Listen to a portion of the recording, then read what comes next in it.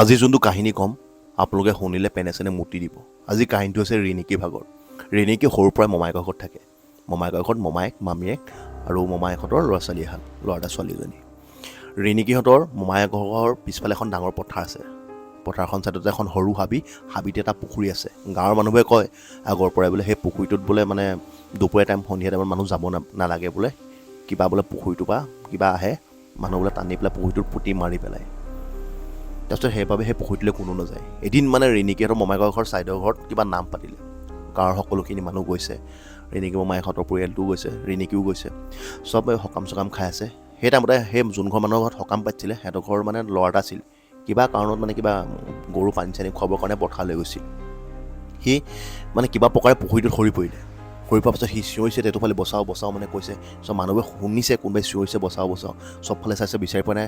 লাষ্টত ৰিণিকী মমায়েকে দেখিলে যে পিছফালৰ পৰাই মাতটো আহিছে। চ' ৰিণিকী মমায়েক দৌৰি গৈ ল'ৰাটো চপালে, একদম পূৰা পুখুৰীত জাপ মাৰি ল'ৰাটো যেন তেনে পাৰলৈ উঠাই দিলে।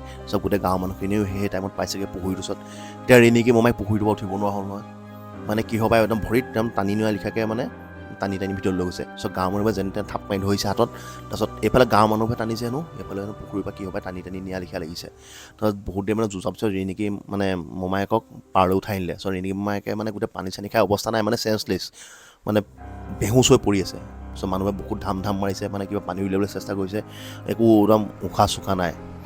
তাৰপিছত মানে কি হ'ব এতিয়া মানে, তাৰপিছত আৰু বেজ চেজ মাতি আনিছে, বেজে হেনো কিবা জাৰি ফুকি দিছে। তাৰপিছত ৰিণিকীয়ে মমায়েকৰ ওচৰত গৈ পেলাই খুব কান্দিছে, মা তুমি এনেকৈ যাব নোৱাৰা, একদম ঢেৰ কিবা কিবি কৰি কান্দিছে। আৰু ৰিণিকী মমায়েকখন পটককৈ একদম সাৰ পাই গ'ল বোলে। চ' বেজজনে সুধিছে কি হ'ল তোমাৰ, মানে কিহে টানিছিলে? চ' ৰিণিকী মমায়েকে এটাই কৈছে আৰু ৰিণিকী ৰিণিকী